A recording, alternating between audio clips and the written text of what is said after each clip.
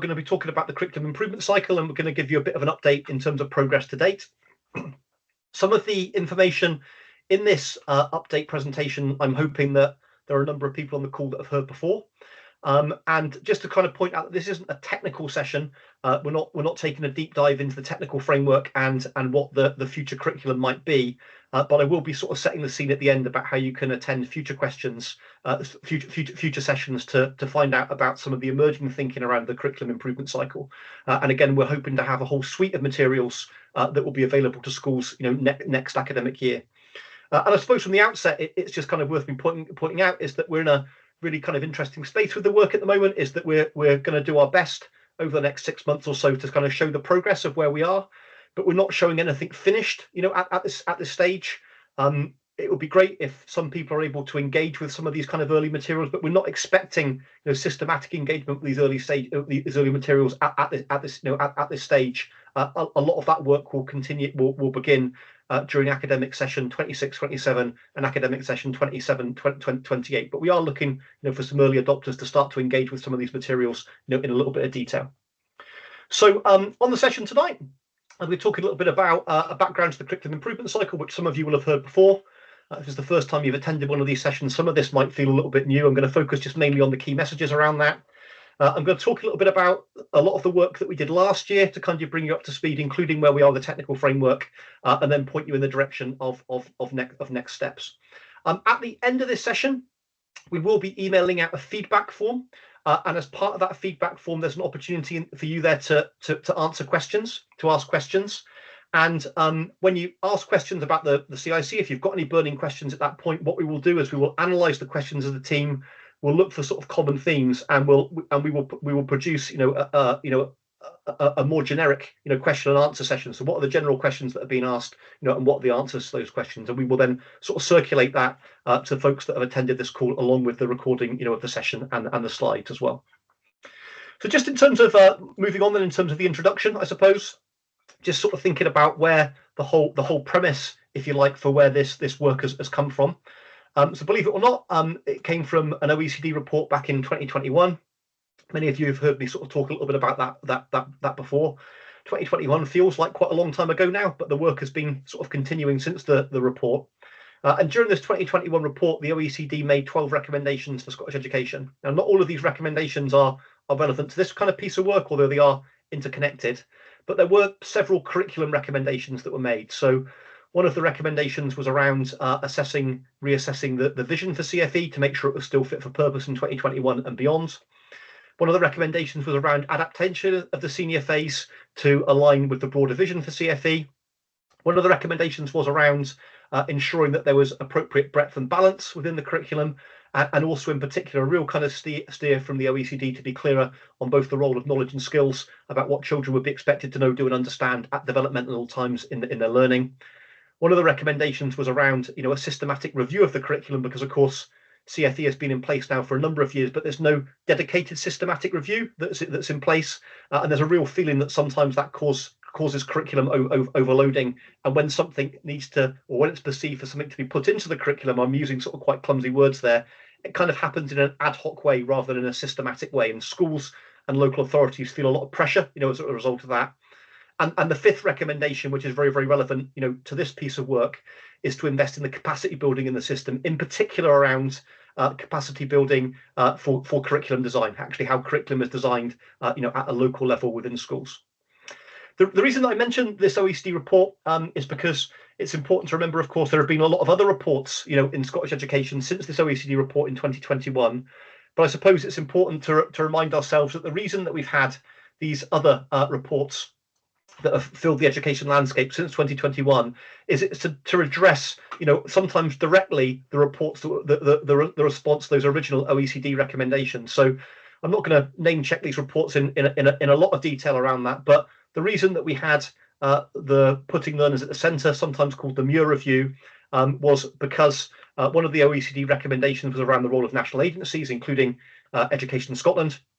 And of course, it recommended the formation of an organisation called Qualifications Scotland and the split of HMIE, from the curriculum agency.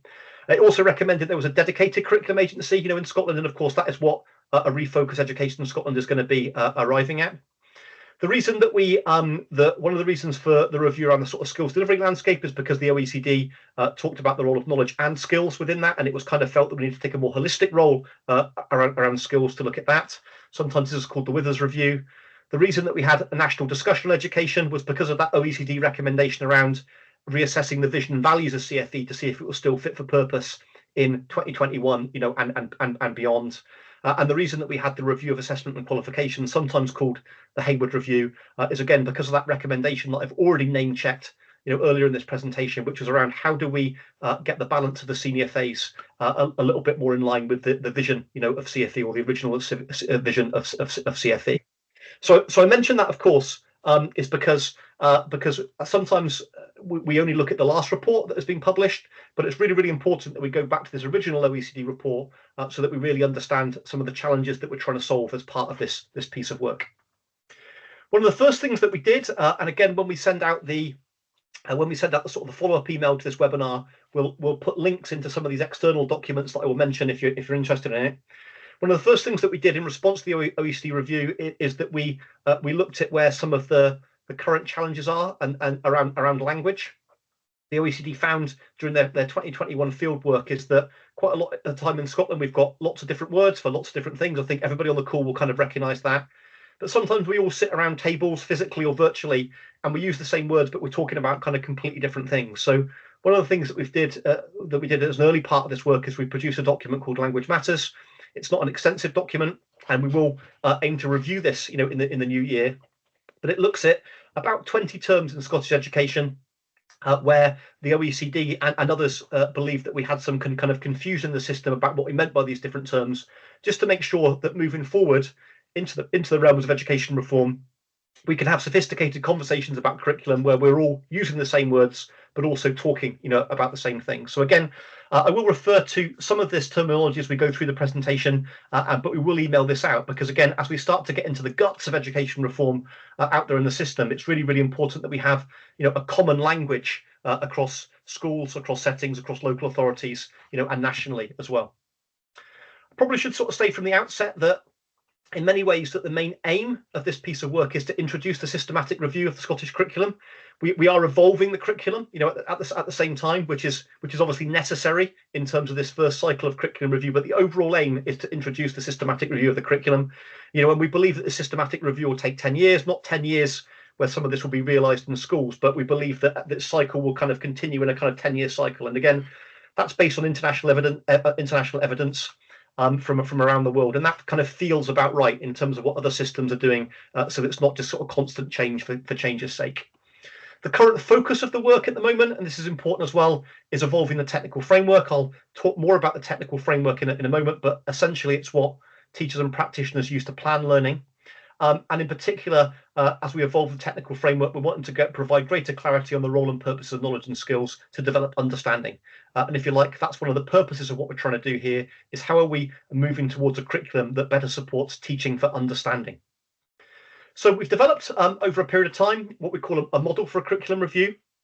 It's purposely meant to be very, very simple. We don't want kind of overly complicated models as part of that, although some of the work that we're doing is, of course, very, very complex.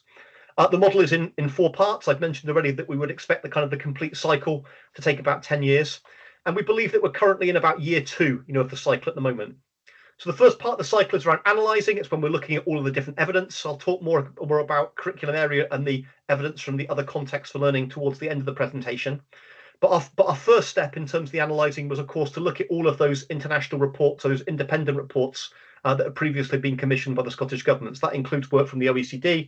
It includes work from CEMIA, the National Discussion for Education, obviously incredibly important, the Hayward Review, but also other reports prior to 2021 that still have relevance. So, for example, Angela Morgan's review of additional supports for learning, the Promise, UNCRC, etc.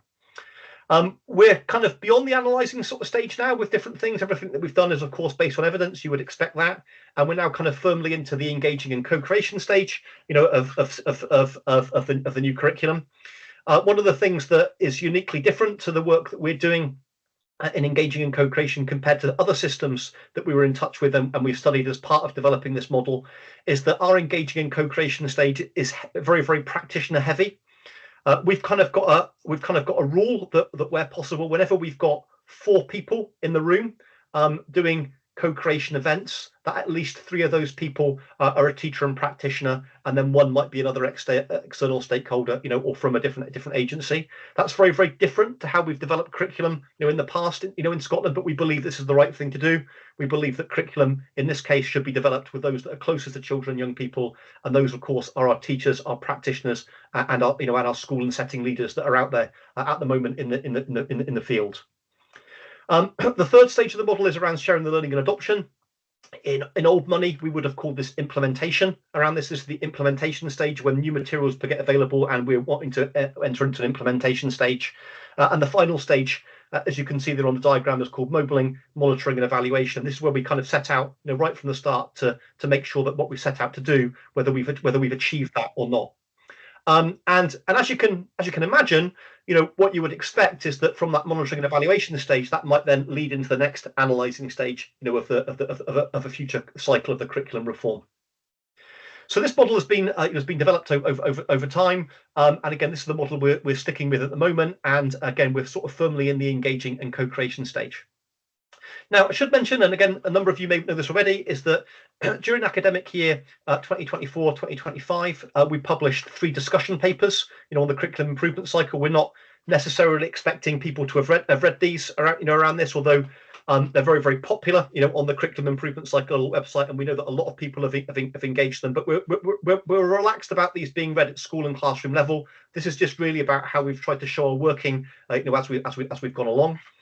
The papers are called Background and a Case for Change, and this is findings from the pilot curriculum reviews. And I'll talk more about the pilot curriculum reviews very, very briefly in a second. This was published in November 2024. The second paper, which was published almost a year ago exactly, was called Towards an Evolved Technical Framework. And the third paper that was published in March this year, at the start of this year, which was called Working Together, how to Make Change Happen.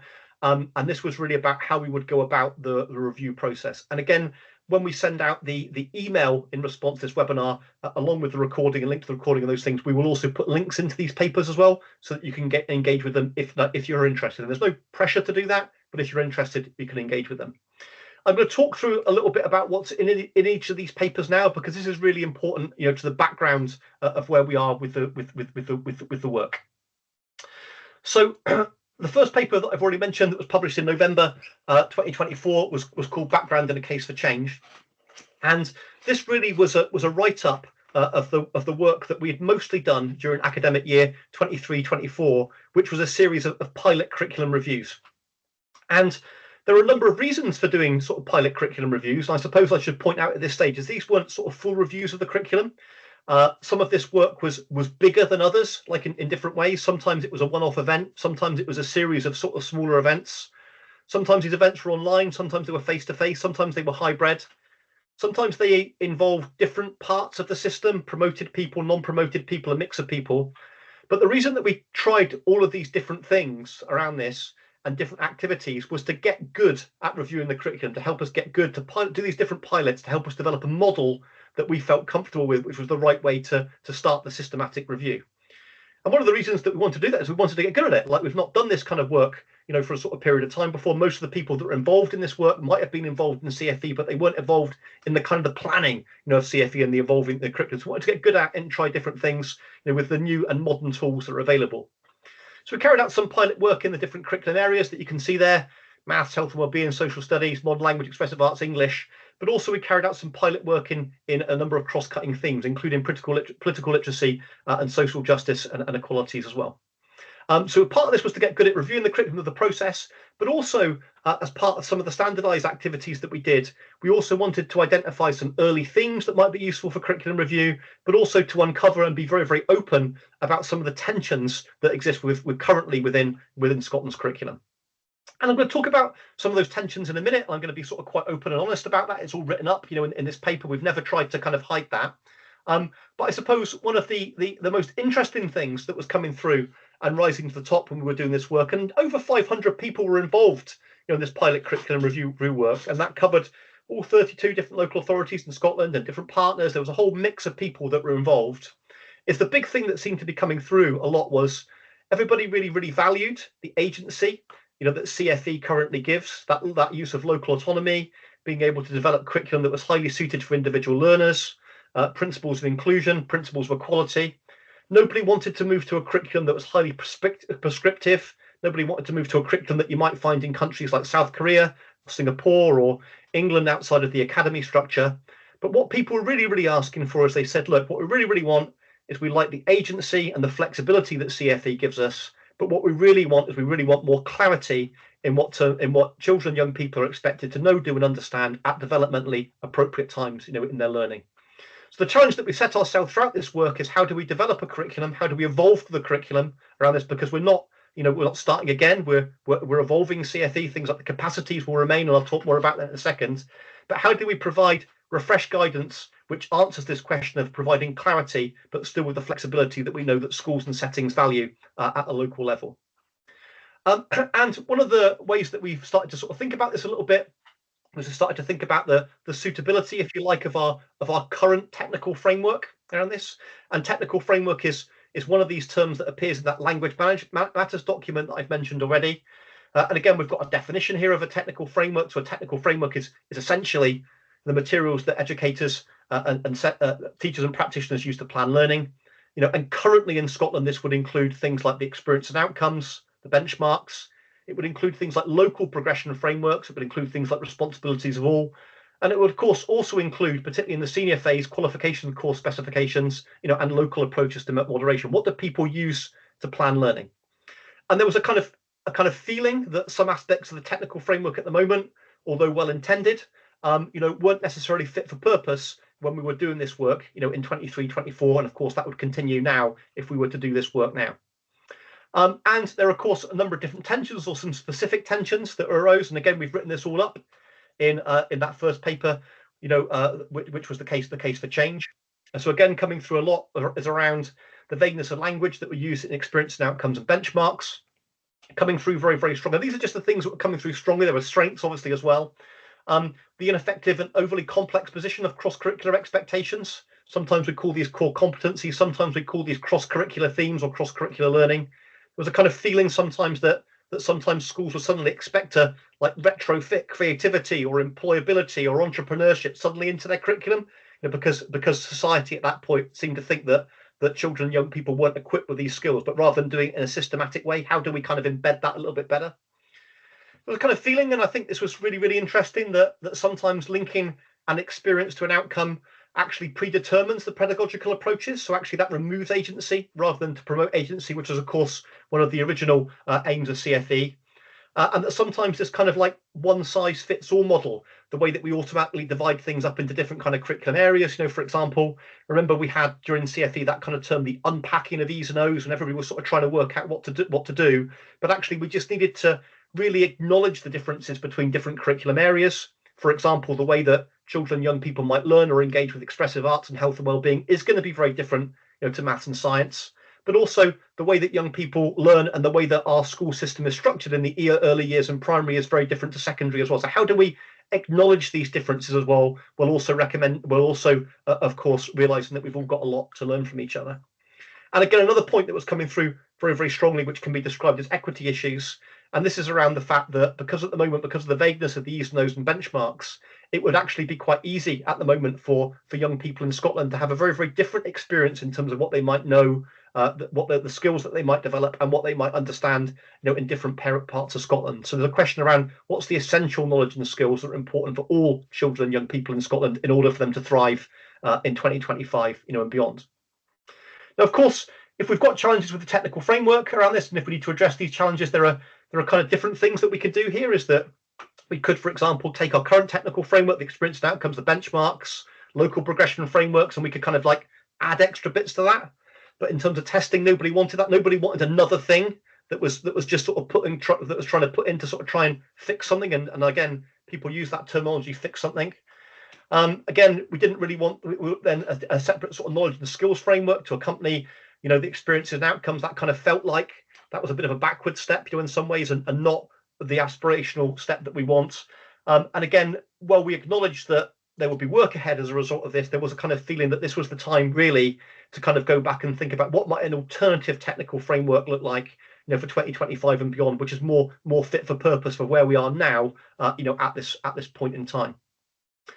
And again, there were some interesting things that coming up from the pilot curriculum reviews. And again, we analysed a lot of information as part of this. That, of course, that if we were going to develop a new technical framework, something to replace the experiences and outcomes and benchmarks over time, it needed to make sure it had a series of criteria.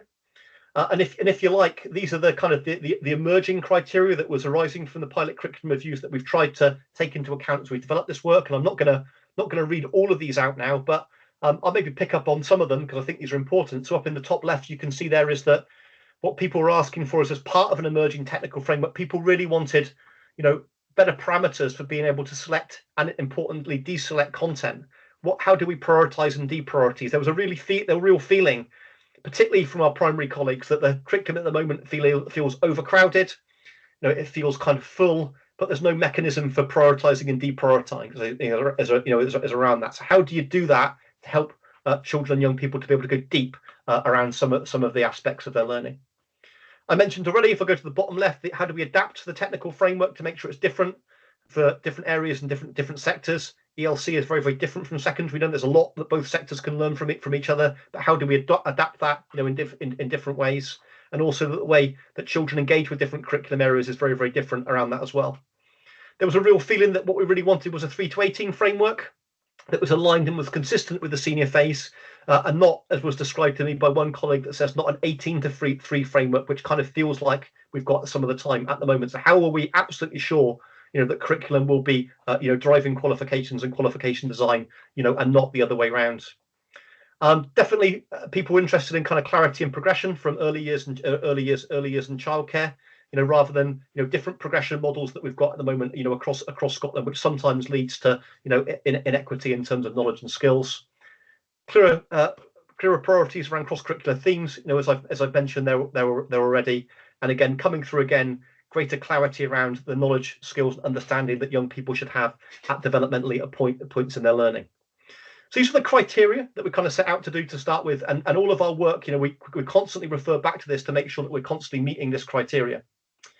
This then led through the course of last academic year to work on what a new and evolved technical framework might look like. This is written up, in a bit more detail in this second paper that was published almost a year ago today. It was December, 2024, and this is called Towards an Evolved Technical Framework. And this looked at, how the technical framework might evolve, from current E's, No's, and benchmarks into something which might be considered more fit for purpose for 2024, as it was written then, or 2025, and beyond. Now, importantly, as part of the documentation within this, is that we go back and we try to really emphasise the bits of CFE that we believe that are working around this. And again, this has come from the international evidence, but also rising quite strongly from the pilot curriculum reviews. That when we think about the overall framework, of Scottish curriculum, I think about this often around the why, the what, and the how. So why are we doing this? Well, we're doing this because we want young people to be these things. We want them to be learners, individuals, citizens, and contributors. And I've purposely removed the adjectives there. I think to get over the adjectives. But what does it mean to be a learner, an individual, a citizen, and a contributor at developmentally appropriate times in Scotland, in your school, in your setting, in your local community around that? I think we've forgotten that sometimes as part of CFE. What have we got to help young people to be these things? Well, we've got the curriculum. And again, remember that in Scotland, the curriculum is defined as the totality of all planned experiences for children and young people. And this is really, really important because that's the bit that's in our control as school leaders, as teachers and practitioners. There are so many other things that go on in children's lives, but the bit that's really, really in our control, is the totality of those planned experiences when they're with us during the school day or when they're with us in the ELC settings. We want young people to be able to, engage with the learning through a variety of different contexts, which includes, of course, curriculum areas and subjects, but also includes interdisciplinary learning, opportunities of personal achievement, and life and ethos of the school and its school setting and and the community. And all four of these things are very, very important. And then, of course, in order for young people to be able to engage with the curriculum in this way, this is really about the how. This is about curriculum design or curriculum making, as Mark Priestley would describe it from sort of Stirling University. And again, we think there are different tools to be able to do this in terms of being very, very clear on practical approaches, the pedagogies behind that, making sure that teachers and practitioners are able to engage with meaningful learning networks, making sure that we know our learners as individuals, but also individual support needs and having the support to be able to do that. understanding the learners, and again, also knowing the big ideas of curriculum, what we're aiming towards. And I'll talk more about big ideas in a second. And the next slide, I'm afraid, this feels quite crowded, like in terms of the presentation here. So apologies for this, but hopefully you can sort of try to see here what we've tried to do in terms of trying to give the curriculum this kind of conceptual strength. This is making sure that we've got the why, the what, and the how all linked together as part of this. And we believe at the moment that sometimes curriculum for excellence doesn't always feel like it's got the conceptual strength that we need and the different things. So why are we doing this? Well, we want all young people to be these four things. It's the purposes of the curriculum. We want children and young people to be individuals, contributors, citizens, and learners. How do we help young people be these things? Well, in order for young people to be these things, they've got to have experiences, but they also need to develop understanding, across the curriculum to be individuals, contributors, citizens, and learners. And I'm going to come back to that notion in a minute around understanding. And in order to develop this understanding, what's the key conceptual knowledge and skills that all young people need to develop this understanding? And then to develop the conceptual knowledge and skills, what are the expected knowledge and the skills that children and young people might need at developmentally appropriate times in their learning to help them progress, at each stage from early level into fourth level and then across into the senior phase. And the bit that perhaps we've lost our focus in sometimes in Scotland around this as well is that actually then how do we make this happen? Well, what should be or how should the interactions, experiences, and spaces at times of learning be organised and approach pedagogy, taking into account the different contexts for learning to allow people to flourish and develop this expected knowledge and skills. What are the pedagogical techniques that we need in order to develop these expected knowledge and skills? And then, of course, how is that supported? So what's the best capacity building, the professional learning and support materials that we need in order for teachers and practitioners to develop these pedagogical approaches and learning approaches? And we genuinely believe that if we're strong on the why, the what, and the how, then actually what we'll end up with a conceptually sound curriculum, which really creates the enabling environment for a lot of the good work that already goes on within our Scottish schools. But what of this good work goes on maybe despite the technical framework, rather than because of it. So where have we got to this work? And again, we're not taking a deep dive into the sort of the technical framework here with part of this, but we started to go away and think a little bit about what would the different sort of technical framework look like around this. We've taken into account a wide variety of sources in terms of informing our thinking to date. We look, for example, at other systems around the world and what they were doing, particularly systems that might be considered high performing. But remember, we're developing this for Scotland. We're not taking anything particularly from elsewhere. This has got a distinctly kind of Scottish feel around it to make sure that it's right for Scotland and right for our learners. Taking into account the views, the pilot curriculum reviews that I've kind of mentioned already around that, and the ongoing views of some of the other work that we've got going on. There was a lot of evidence from the other independent reports that we've got, but we also have done a number of sort of desk-based studies around other international curriculums and other educational research, and international evidence to get us to a point. And I'm not going to go into all of this evidence kind of just now, but I do like this quote in particular from Ericsson in a paper that was written in 2025, which talks a little bit about different curriculum statements, if you like, the guidance, around this. So curriculum statements need to make clear what children should know factually, understand conceptually, and be able to do. And I have added and across different disciplines, because of course interdisciplinary learning is very, very important for where we are at the moment in society, but also very, very important in terms of the Scottish context. But this statement in particular is quite useful. And again, I suppose if you think about how a lot of our current curriculum statements are written, if you think back to the experience and outcomes, if you looked at them recently, a lot of them are written as I can statements. And of course, there's nothing wrong with that. But one of the challenges of an I can statement is just because you can do it does not mean that you understand it. And one of the purposes, again, I must emphasize as part of this, is one of the things that we're trying to do as we evolve the technical framework is to develop a curriculum which is aimed at teaching for understanding, not just teaching for knowing and not just teaching for recall. We want young people to be able to go deep, and we want people to be able to take this knowledge and skills and to apply it into unfamiliar context, because that's going to be so important, as they transition to positive destinations beyond school. So academically, the kind of curriculum that we're starting to develop is based around a kind of a know, do, understand model around different things. We could have put these words in any order. That's really, really important. And we played with understand, know, do, or do, understand, know. It doesn't matter which order these go in. And you can see here from from the diagram, we've kind of set this up as a Celtic knot. It also kind of looks like a triangle around this. And of course, if we're developing understanding, you build understanding through both knowing and doing around that. But if you want to deepen, understanding, then actually you can start absolutely anywhere, on this model here. So for some people, it might be appropriate to know some things first, and then to go away and then to practically kind of implement that, and that leads to understanding. For our very, very young learners, I mean, this impacts this for all learners, but for very, very young learners in particular, they're more likely to kind of start at the doing, trying things out, experimenting to start with, and then maybe they get a bit of input around the know from an early years practitioner, an early years teacher, a parent, a peer around that, and that leads to understanding. And for many of you on this call this evening, you maybe understand a little bit already about the curriculum improvement cycle, but hopefully at the end of this presentation, you'll know a little bit more.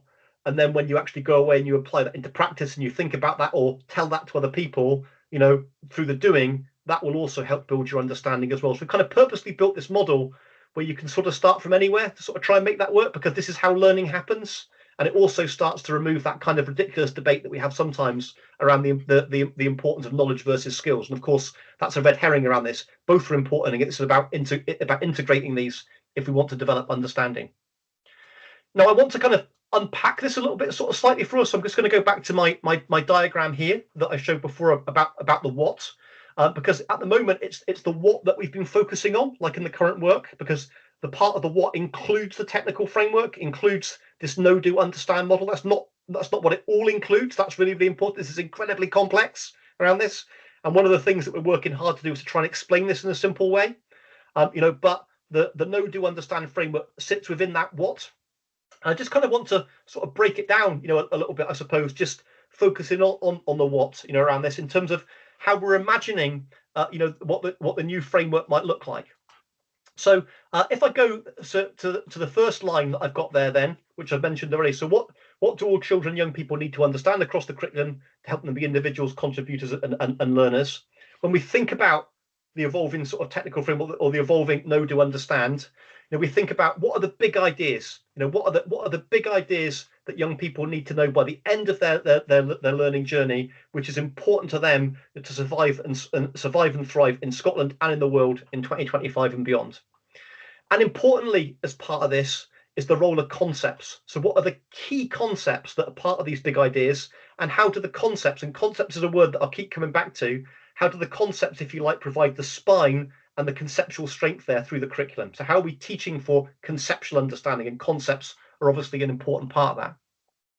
If I drop down then to the kind of the next part about this, obviously to sort of build this understanding of what's the key conceptual knowledge and skills that all children and young people need to help them with their understanding. When we think about this level, of the curriculum around here, this is really an overview of what we want learners to be able to know and do at each level. The know and do is obviously an important part of the model. And this layer for us, and I'll talk more about this in a second, is around what are the concepts that might be covered at early level, first level, second level, third level, and fourth level, and of course going into the senior phase. And broadly, what do we want learners to know and be able to do from these concepts? So how do these concepts evolve over time? Remember, these concepts being the conceptual spine, to the curriculum. And then the last part, I suppose, is then what's the expected knowledge and skills that we want children and young people to understand at developmentally appropriate times in order to make them make progress around this. So this is more about specificity, in this now. But remember, this is about clarity, like rather than being completely specific about things. So how do we provide the clarity, with the flexibility? So what specifically do we want learners to be able to know and do at different stages of their learning journey? And to clarify what the content and what progression will look like. Deepening understanding, of the concepts. And the reason why we've got content, in brackets there around that is, of course, we would still want local agency in terms of schools and settings deciding on the context that they would use, for this content. But there are some subjects, and some curriculum areas where it's important to know stuff in terms of subjects, and maths and science, would be a good example of that.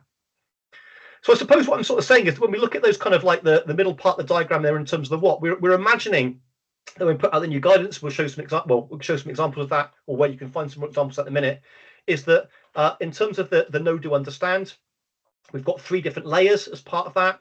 So we've got the big ideas, and as part of the big ideas, we've got the concepts as part of that. As part of that kind of middle layer that we've got there, we've got the ordering of the concepts. What are the ordering that these concepts need to be in, and how do these concepts link together? from early level to fourth level, and then the bottom that we can kind of see, that kind of like bottom layer that we've got there as part of that, the one that you can sort of see in blue. This is more about what we want learners to be able to do specifically in their learning journey, and this is really progression. So a national approach to progression, rather than the 32 different versions that we've got of that, at the moment. So one of the things that we hear a lot in terms of the work of the curriculum improvement cycle is the notion of big ideas. We're not going to take a deep dive into what we mean by big ideas this evening, because big ideas can mean different things to different people, and of course they mean different things in different systems. But in Scotland, as part of our Language Matters document, we've taken a view that the big idea captures the core understanding that children and young people develop in a particular area of the curriculum from early level childcare and onwards. So it sets the overarching ideas and concepts. I keep coming back to concepts. That's very, very important, that have relevance and meaning for learners. It supports progression, and it also supports and guides the selection of content. So we expect young people to be developing these ideas, working towards these big ideas, throughout their learning journey. Now, as I say, we're not taking a deep dive into this now, but I'm going to talk a little about another webinar which is coming up, which will unpick some of this, in a bit more detail, and give it the time that it needs to get into the clarity of it. However, if you're interested in where some of this work is coming from and where some of this work is going, is in the back of the document towards a technical framework, the one that was published nearly a year ago. We have got some examples in there about what a revised curriculum framework might look like. Now, the reason that disclaimer is printed there in red is because, of course, what we've got in the back of the curriculum there is not the refreshed curriculum. We've developed the examples based on existing experiences and outcomes, and also SQA course specifications, just to illustrate what it might look like, because at the moment, of course, we're currently co-creating what this might look like, and we've got some materials which are fairly well developed in mass that we'll be sort of sharing shortly, and I'll tell you in a minute how you can engage with some of those materials just towards the end of the webinar. So if you're interested in terms of what this might look like, if you think, oh, that's quite interesting, but I didn't quite understand that, I need to understand a little bit more, then this document provides some of the technical information that you need. Now, again, just to emphasize, this isn't the only time we're going to be mentioning this. There will be a whole lot of support packages that start to come out into schools from August 2026, so that schools, teachers and practitioners can start to engage with this material. But the one thing that I do want to draw your attention to is, you notice that I've said there that this is based on experiences and outcomes and also existing SQA course specifications. And that's because, of course, one of the challenges that we will set forward for the OECD is how do we align the qualification stage with the BG a little bit more. And one of the ways to be able to do that is to align the technical frameworks. So we've demonstrated as part of this work here, and we've got ongoing work with the SQA, soon to become Qualifications Scotland, around as the new suite of qualifications will be developed to support the evolved curriculum. How can we use the notion of a know, do, understand, so the technical framework for seniors phase qualifications looks and feels the same for the broad general education. And of course, there will be obvious links between what refreshed national qualifications look like coming out of the BGE. And you would also hope that if we're able to be clearer on what young people need to know, do, and understand within the BGE, that will obviously also lead to better progression into the senior phase as well. So that's a work in progress, and we'll continue to update with that as we move forward. I'm not going to talk too much about the third paper now, which is the one that's called Working Together to Make Change Happen, around different things. Again, this is just really outlining a bit about the work to date, but also about how we've structured the curriculum review for different things. But I suppose it's probably just sort of worth saying at this point is that we have started, if you like, the co-creation phase for all of the 8 curriculum areas, as well as the other 3 contexts for learning. We're putting equal value on the other 3 contexts for learning. So that obviously includes life and ethos of the school as a community, recognising personal achievement, and interdisciplinary learning. So we have got co-creation groups. Remember that for every 4 people in the room, at least 3 of them are teachers and practitioners. And this work is ongoing, at the moment, and will continue this academic year. This is our main focus at the moment. And the reason that we don't have anything concrete to show you at the moment is, of course, because the group's developing this work at the moment. And I'll give you a few examples in a second of where you can see and engage with some of this early work. One thing I did want to point out, remember, this is an update in terms of where we are with the work today. So Scottish Government, not Education Scotland, but we were involved with the SQA in producing the document. The Scottish Government produced this document in June 2025. So curriculum qualifications and assessment reform, again, just to say that these 2 programs are integrated, around this, but curriculum will precede qualifications, because that's the way that it should be. That's the feedback that's coming from the system, and it just makes sense around this. Next steps and progress to date. And I appreciate that the timeline is maybe a little bit tricky to read, like at the moment, around that. But again, we'll send out the links to this document so that you can see this. But you can see there in the top box the work that we're doing around the curriculum improvement cycle. and then the work that we're doing there around national qualifications and assessment. And I suppose there'll just sort of be two things that I would sort of want to point you to here a little bit. So at the moment, you can kind of see in this 25-26 box, is that we are, working quite hard at the moment around the engaging in co-creation phase. We're in this co-creation phase at the moment. Then we moved at the start of next academic year into a phase which is kind of called alignment. So we're still co-creating, but we're aligning the work that we've co-created. And really, the first time that the materials will be available to schools, and again, this is very early for us to be sharing this early work. The reason that the first time this material will be available to schools in any kind of substantive way will start to be from January 2027. Around this, we're bringing this work very, very early. Around this, almost a year before these materials are available, just to help people sort of warm up for this. But we've got an aspiration to show some of our working as we go along. But the final materials that will be available for schools won't be available properly until they're all approved, etc., etc. And the consultations happen until January 2027. So we've got time, for all of this. You can also see in the bottom part of this diagram here, and again, I know that my secondary colleagues would be on the call, will be interested in this, is when new level 4, level 5, and level 6, level 7 qualifications might be available. So as part of the process, there will be a refresh, obviously, to qualifications. The SQA are already starting to work on that. And you can see that the first year of refreshed level 4 and level 5 qualifications will be in academic year 2031 to 2032. And while that may feel like a long time away, of course, that will come around very, very, very, very, very, very quickly. So I want to focus on the on the curriculum work, because that's the bit that I suppose I'm most controlling. That's the bit that I'm sort of closest to, although we continue to work very closely with the SQA. And this is just, I suppose, to break a bit of that diagram, that diagram on the previous slide, down into a slightly more logical sequence, at least for me. So at the moment, this academic year, which we're nearly halfway through, can't quite believe that, this 12 months is really around curriculum development. It's around co-creation. So we're still in that top right-hand corner, of the curriculum improvement cycle diagram. At the start of next academic year, so between August and December 2026, this is an alignment phase. This is still about curriculum co-creation, but it's aligning the outputs that we've produced around this. And we've got a commitment to consultate, during that phase as well, touch consultation around the different things. And then, as I've mentioned already, materials will be more available to schools and settings in a more finalised format from January 2027 to June 2028, where then after that date, we're expecting phased adoption. And the adoption stage still needs to be thought through, in a bit of detail in terms of what that looks like. And we're currently working with ADES and the Curriculum Assessment Board to think about that in a bit more detail. So just in terms of a warm up, I suppose, in many ways, in terms of what's happening next, is that after Christmas, going into January, there will be more of this types of webinars. You'll probably be pleased to know they won't all be led by me around different things, although I'll certainly be attending some of them, some of them as well. But this is just the kind of the start that I'm starting to drip feed information into the system to make sure people are feeling as prepared as possible, as we work towards the summer term, when some of these materials will start to be available, and there maybe will be a greater expectation on schools and settings to engage with the draft materials in a little bit more detail. So this is the first of the two webinars that are happening before the festive break.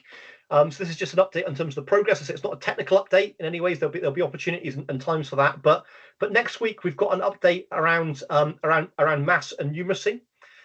The reason that maths and numeracy update is a little bit different to the curriculum areas is because maths and numeracy was the first area that we started to review the curriculum, and with absolute hand on heart and full transparency, if we were doing this work again, we wouldn't necessarily start with maths and numeracy, and it's because the way young people engage with maths and numeracy, is different to some of the other kind of curriculum areas, and there are some aspects of mathematics which are the same 100 years ago and will be the same in 100 years' time as well. Although, of course, pedagogical techniques and things change. So if we were doing this again, we probably wouldn't start with maths and numeracy, but this is where we are in terms of the process, and I also would sort of like to acknowledge that as we've gone through the different processes through the curriculum improvement cycle, the folks that have been involved in the maths and numeracy groups have always been a bit of a pilot for the different exercises and things that we've tried to get to develop the curriculum. So again, I want to sort of thank them for kind of leaning into that. So there's been an update next week on maths and numeracy, and in that update, we'll be looking at sort of three areas, I suppose. So again, there'll be a very, very quick mention about the curriculum improvement cycle, so far, and how mathematics sits within it and the work that's been taking place. We will also, as part of this webinar next week, be sharing some of the early materials, the early draft materials around how the technical framework has evolved, and that would include what the big ideas or the draft big ideas are for mathematics, what the draft that middle layer might look like in terms of the ordering of the concepts, and also what that bottom layer might look like in terms of progression for one of these concepts. So not for everything, not the whole mathematics curriculum, but that will give you a real sense of the work so far for mathematics, and then also there'll be opportunities for people to consider how they might continue to support the ongoing work and obviously kind of give feedback.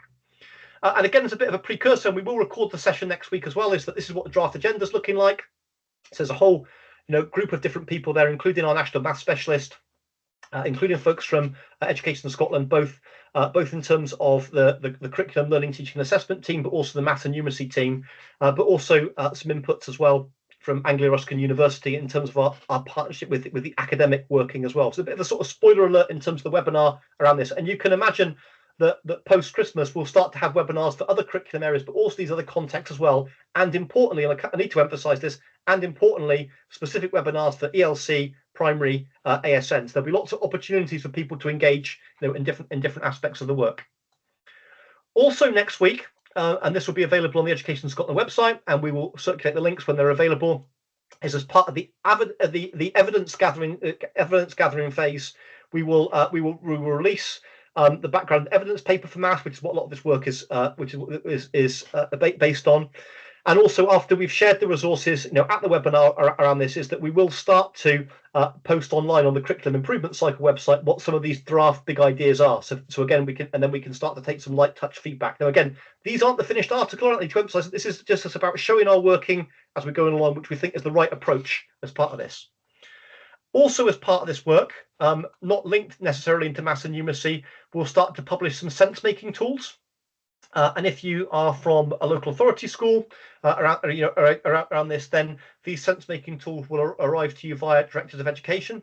So, for example, there will be some documentation that goes out which talks a little bit about why are we evolving the curriculum, some of which I've covered tonight around this.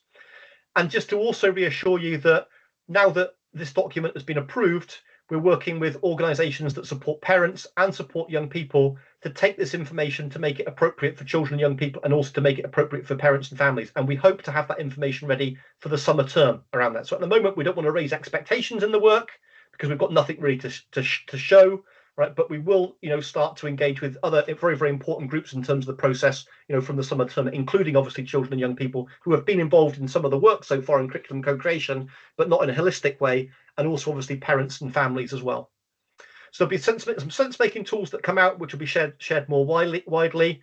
And for those that want to take a bit of a deep dive, into this, we'll also be publishing what we call a PLA, a professional learning activity on the Education Scotland website, for people to actually start to make sense a little bit more of the curriculum improvement cycle. Now, we're hoping that schools and settings will engage with these materials from August 2026, so that's over 6 months away around this, but we'll be publishing them early. So if anybody wants to have an early look at this or get familiar and start thinking about it, they can. So everything we're trying to publish early around this, but there's no expectation to engage with these materials at this stage. When these materials get published, we will share them via our next edition of the Curriculum Improvement Cycle newsletter around this. And you can find the curriculum, well, you can find the Curriculum Improvement Cycle website at scotlandscurriculum.scot around that, and you can sign up for the bulletin there. We're hoping to have the next e-bulletin either out next week or during the first week of December around that, and this will include a link to these draft materials that I've got, and it will also include a link back to this webinar as well, but you will get an email on that. And the final part that I'm going to say, just before we kind of run out of time for this sort of session around this, is what do kind of hope that you sort of take from this in terms of where we are now, and some of you will know this already, and it's really to kind of emphasize that these are the kind of, I think, the 5 things that we would think it would be great if people were just aware of at the moment. They haven't got into the detail of this. So we've developed a model for systematic review. It's the curriculum improvement cycle. It's that 4-stage model that I talked about: gathering evidence, co-creation, implementation, evaluation. We've run a number of pilot curriculum reviews to establish the process for curriculum review, and we've got a number of principles for co-design as part of that. We've explored how the technical framework might evolve into a know, do, understand model, and how this can be used to underpin Scottish education. We've started to review the different contexts for learning, which include the curriculum areas, but also include life and ethos of the school and setting as a community, interdisciplinary learning, but also opportunities for personal improvements. And teachers and practitioners and partners are involved in this work as part of it. We're aiming to publish the populated technical framework with the refreshed curriculum guidance on the CFE by January 2027, but we'll start to drip feed where we are with that work now so that we can start to get light touch feedback. And all of that has been previously documented in the Scottish Government timeline for June 2027. So I'm going to stop there as we're nearly at the end of the hour around this. One of the things that we'll be doing now before we sort of finish up the webinar is that we'll be sending out an email. And again, just to remind you that as part of that email, there will be the evaluation form to see if you found that this will be useful or not. There's also an opportunity in there for you to ask questions. Again, what we've said is that we will take these questions, we'll go through the questions to identify the common themes, and we'll produce like a frequently asked questions document as part of this. We will, in a couple of days' time, might be the start of next week, we will email out with a link to this presentation so that you can see this again, but also a link to the recording so that you've got that, and links to the documents that I've name checked throughout the presentation. Again, there's absolutely no pressure to read any of this. Around this is all background in terms of where we are, but hopefully you've taken some reassurance through this in terms of the thinking behind some of this. And again, we'll just also encourage you, if you think you've got some of the time and if you've got some of the capacity, to consider signing up to the webinar next week around maths and numeracy. Next, we'll be taking a bit more of a deep dive into some of the emerging work and that technical framework and what's that starting to look like for maths and numeracy. And as a spoiler alert, we're hoping that by early February we'll be able to share some of the emerging big ideas across the other curriculum areas, and also give a bit more of a steer in terms of where we see the positioning of life and ethos of the school and the community, interdisciplinary learning, and opportunities of personal achievement. But that's all kind of work in progress to then. So I just want to thank everybody for hanging on to the call around that. I appreciate that some people have had to leave, but we'll be sending out that email shortly. And I hope the rest of you have a brilliant evening and good luck for the weekend once we